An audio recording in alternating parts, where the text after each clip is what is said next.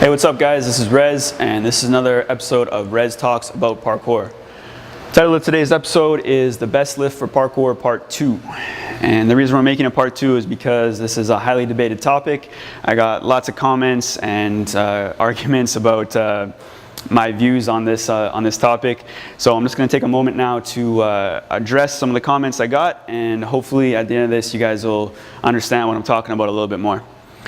So the first one is why not use a more effective lift? And this is basically missing the point entirely because, as I said, the most effective lift is the one that you can produce the most output with safely. So in regards to barbell lifts, again, none of them possess anything that is biomechanically or biodynamically specific to the movements we're trying to do in parkour. So basically all of them equal the same. A back squat is the same as a front squat, as a box squat, as a deadlift, etc.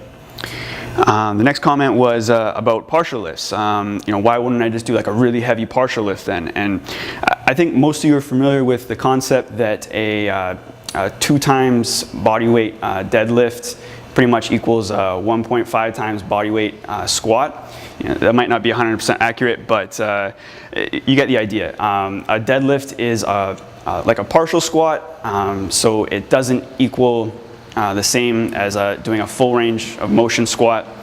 So you can't say that they both produce the same output. So yeah, you can totally do partial lifts. Just realize that lifting more weight through a shorter distance isn't going to equal the same amount of output as lifting the same weight through a longer distance. Last one was basically if you're bad at something, you should spend more time on it. And I totally agree. This is true for technical training in parkour. If you're bad at something, yeah, you should develop it so you don't have any holes. But when it comes to maximum strength development, like I said, there's no reason you should have to do a front squat if you're already really good at back squats. So if you suck at front squats, doesn't matter, assuming that you are good at another lift and can get results with that lift. So what I'm going to do now is just show you guys some of the main exercises we do for our athletes here, how we get them strong in a safe and fast way. Let's go. Box squats, probably one of the most simple barbell lifts you can do. Movement starts just like a normal squat. You sit back. Once we hit the box, we're going to rock back a bit and then lift the chest first to stand up. With box height, you want to choose a box that is high enough that you're not getting a lumbar curve at the bottom, but low enough that you're still actually doing a full range of motion squat. Back squats, also known as squats. Main cues like to use are chest up, knees out, and a tight back. How low do you go? Well, as low as you can while still keeping your lumbar in extension.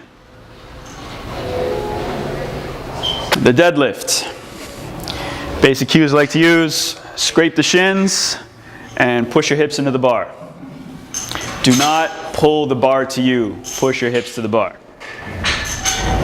Deadlifts. Deadlifts. Trap bar deadlifts. If you have access to one of these, it's a great tool. A lot of athletes just plain suck at lifting weights. So with the trap bar, you don't have to worry about scraping the shins. Just keep your chest up, keep your back straight, and thrust your hips in at the end. Get a good extension. Trap bar deadlifts.